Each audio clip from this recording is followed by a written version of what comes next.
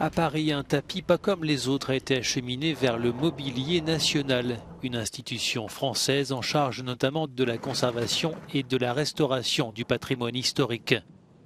Car ce tapis de laine, aux dimensions gigantesques, de 25 mètres sur 7, recouvrait avant le sol de Notre-Dame de Paris, avant que l'incendie d'avril 2019 ne bouleverse son destin.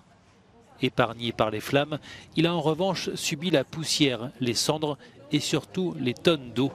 Il a fallu d'abord le sécher dans une gigantesque soufflerie, puis l'entreposer dans un conteneur réfrigéré afin d'empêcher les moisissures.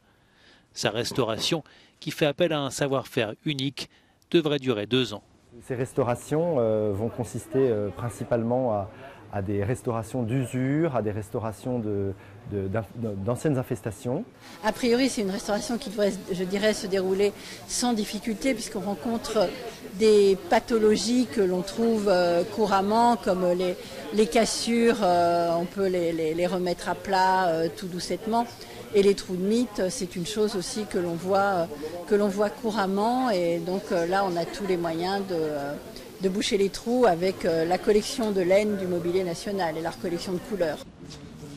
Et les trames du tapis.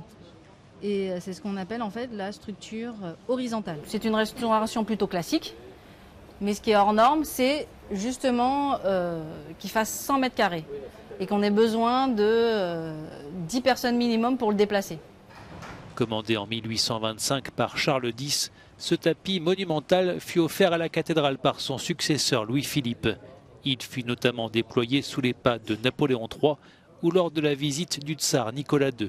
Le tapis pourrait retrouver son emplacement à Notre-Dame de Paris lors de la réouverture du site prévue en 2024.